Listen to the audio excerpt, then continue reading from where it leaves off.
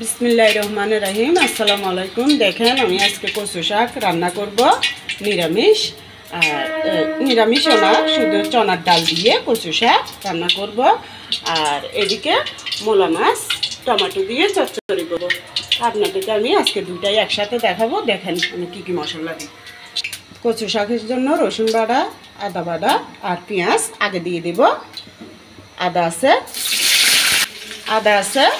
আদা বাটা আছে আধা চামচ, 4 চামচে, আর রসুন বাটা আছে 1 চামচ, তাও 4 চামচে। আর পেঁয়াজ দিলাম, এগুলো আগে ভাজা ভাজা করে নিই। এবার এদিকে দেব মোলা মাছ চচ্চড়ির জন্য পেঁয়াজ আর শুধু রসুন বাটাটাই দেব। মোলা মাছ চচ্চড়ির জন্য পেঁয়াজ আর রসুনটা একটু ভাজা ভাজা করে নেব আগে। এই যে দেখুন কচু শাকের আদা রসুন পেঁয়াজ একটু ভাজা ভাজা হওয়ার পর সামান্য একটু পানি দিয়ে দিই। এবার এখানে পেঁয়াজ আর রসুন ভাজা হয়ে গেছে, এখানে একটু পানি দিয়ে দিই। এটা মোলা মাছের চচ্চড়ির জন্য।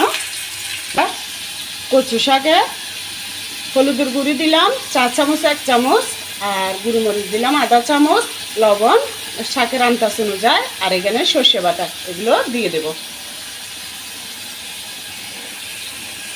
কচু শাকের মশলাগুলো একটু নাড়ার পরে এবার দিয়ে দেবো মোলা মাছে। এই যে শুকনো মরিচ আছে, গুঁড়ি মরিচ 1 চামচ, 4 চামচে, আর হলুদের গুঁড়ি আছে 1 চামচ থেকে একটু বেশি, লবণ আন্দাজ অনুযায়ী। মোলা মাছের জন্য লবণ, মরিচ, হলুদের গুঁড়ি ওগুলো ধুয়ে একটু পানি দিয়ে দিলাম। তারপরে এবার দিয়ে দেবো ধনিয়ার গুঁড়ি সামান্য করে দিয়ে দিলাম, জিরার গুঁড়ি, শাকের জন্য আধা চামচ থেকে কম জিরার গুঁড়ি দিয়ে দিলাম, একটু ধনিয়ার গুঁড়ি দিয়ে দিলাম।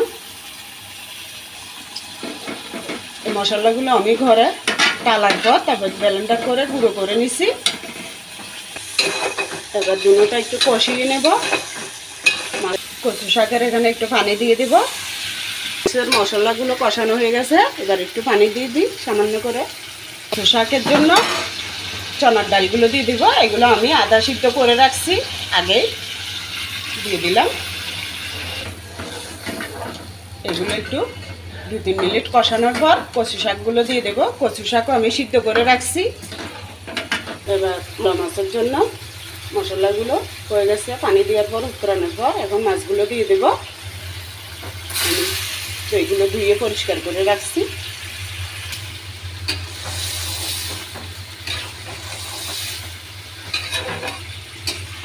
এই যে দেখুন ডালগুলো আমি 1-2 মিনিট কষানোর পরে এবার কচু শাক সিদ্ধ করে রাখছি, এগুলো আমি দিয়ে দিলাম।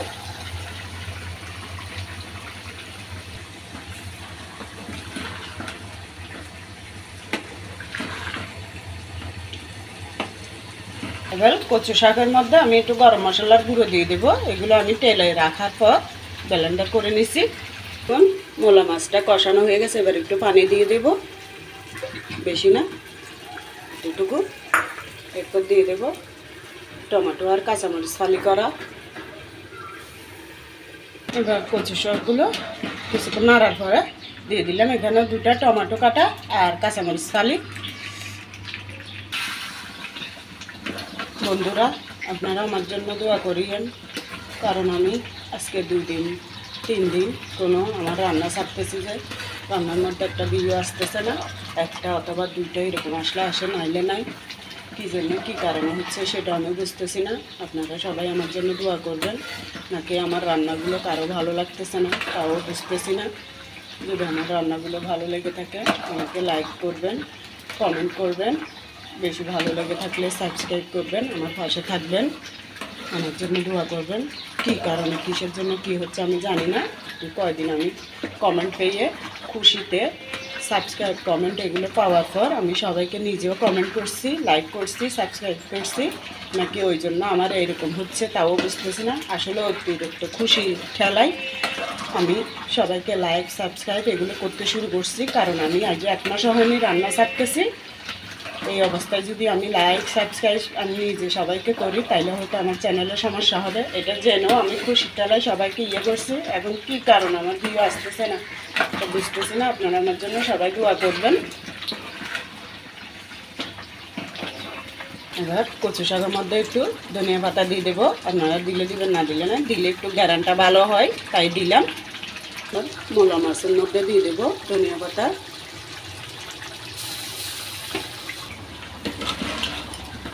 দেখুন লবণ টবণ সব ঠিকঠাক আছে, খুবই মজা হয়েছে খেতে। একটু লবণ দেখলাম, ভালো লাগলো খুবই।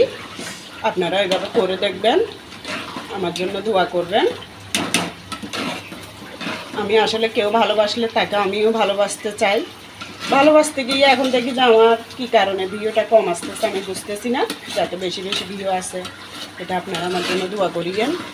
আর কেউ যদি আমাকে ভালোবাসা দেন আমি অন্তর থেকে ভালোবাসবো, কিন্তু আপনাদেরকে কাউকে লাইক সাবস্ক্রাইব অথবা কমেন্ট করতে পারবো না। আমি পুরাতন হলে রান্নায় তখন আপনাদের কথা মনে রাখবো, আপনারা কেউ মনে কষ্ট নেবেন না।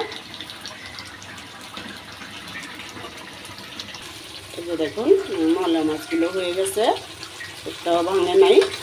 মলা মাছগুলো খুবই ভালো করছে, রান্না করলে তিতাও লাগে না, অনেক মজা হয়। আপনারা ওইভাবে করে দেখবেন। আমি যেরকম যেরকম মশলা দিয়েছি ওরকম মশলা দিয়ে খুবই ভালো লাগবে খেতে। এই যে দেখুন আমার চনার ডাল দিয়ে কচু শাক রান্না করলাম, সাথে টমেটো দিছি, আর এখানে মলা মাছ টমেটো দিয়ে চচ্চড়ি করছি। আপনাদের কেমন লাগছে জানাবেন, আর আমার পাশে থাকবেন, আমাকে ভালোবাসা দিয়ে আমার সাথেই থাকবেন। দেখুন আমার রান্নাগুলো কেমন হয়েছে কমেন্টে জানাবেন। দুটোটাই খুবই মজা হয়েছে। লবণ দেখছি, মলা মাছে একটু লবণ কম হয়েছিল, আবার পরে দিছি। আপনারা সবাই ভালো থাকবেন। আল্লাহ হাফেজ, আসসালামু আলাইকুম।